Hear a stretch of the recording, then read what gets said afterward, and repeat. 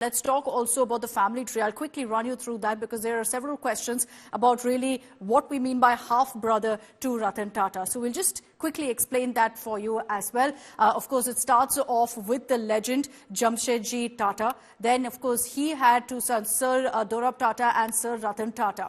Then Naval Tata also came in. The adopted son of Sir Ratan Tata was Naval Tata. And then you had several other names also. But important here to highlight the relationship between Ratan Tata and Noel Tata. Ratan Tata, of course, had in fact another brother. But the reason that Noel Tata is his half-brother is because he was Ratan Tata's mother and father after they got divorced. His mother got married again and then had Noel Tata. So that is really their relationship. They've grown up together, of course. They are half-brothers. And he's been also with the Tata legacy, as Siddharth told you, for the last many, many decades. Everyone's also been talking, Siddharth, about how 12 years ago, Noel Tata kind of missed out, whereas now it's happening for him. Well, that's also part of Tata folklore. Close-knit Zoroastrian Parsi community and very private individuals, frankly, and not flashy. While a lot of attention focuses on Mr. Ratan Tata's simple lifestyle, I would go to the extent of arguing that most other members who carry the surname, the storied surname of Tata, who belong to this family, and by the way, there are other Tatas who are not connected at all in any way to this dynasty of Jamshedji Tata.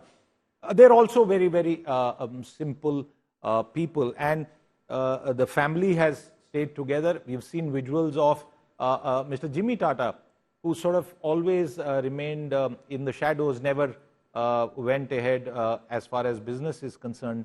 But Mr. Ratan Tata, in the manner in which he got back the control and the shareholding, there are battles that played out 30 years ago. At that point of time, and even before that and after that, many of the group companies were run by satraps who were not Tatas, who had built those companies. They almost were like employee entrepreneurs, and the shareholding of the Tatas had gone down, in some cases just 20%. So he spent the first few years, or rather a bulk, maybe one-third of his initial time, only re-establishing control, getting those satraps out, and then picking up the legacy of Mr. Jamshedji Tata. So I would say, and that graphic that we just played out, viewers, for you, if we can do that again, Akshita, I would just like our viewers to focus on that last face, that gently bearded face of Neville Tata. And we have those stories up on Business Today since yesterday, and I would urge our viewers to go and check them out. Keep an eye out for Neville Tata, not now, not maybe in the immediate term, but over the next few years, or maybe medium term, frankly, because while Mr. Noel Tata, and there can be speculation about what will happen, could there be a possibility that after Mr. N. Chandrasekaran, who is the chairman of Tata Sons, could Noel Tata have a more direct operational role? There are several regulations and sort of tricky things that we need to find answers for that, so I won't speculate here. But look at that face, Neville Tata, and if you're wanting to know the long-term future of the Tata surname and that legacy in actual business operation terms being carried forward, we believe that this is one person that we all need to keep our eyes out for. Look, this time they've clearly kept it within the family. The legacy remains with the family. But also just a quick follow-up to you, Siddharth, which is that, you know, Ratan Tata and Noel Tata, they share the same last name. But beyond that, in the way they function, in the way they work, in the way they led their respective companies or the group per se, how different or similar really was their way of functioning? Well, Mr. Ratan Tata was very, very unique in the manner in which he conducted himself.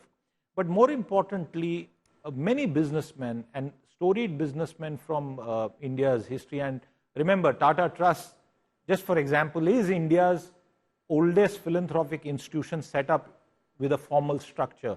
But it is not as if philanthropy and donations didn't happen. They have happened for hundreds of years. There are so many business families who even don't tell people the kind of philanthropy that they do. But coming to your point, when Mr. Ratan Tata became chairman of Tata Sons in 1991, go back and look at the arc of India's economy, India's politics, and what a pivotal time 1991 and the years immediately afterwards was.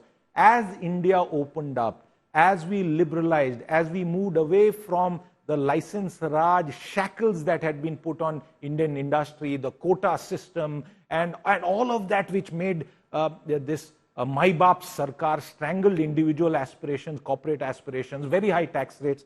As India moved away from that, so did Mr. Ratan Tata move that empire of sorts and made it more contemporary, more modern.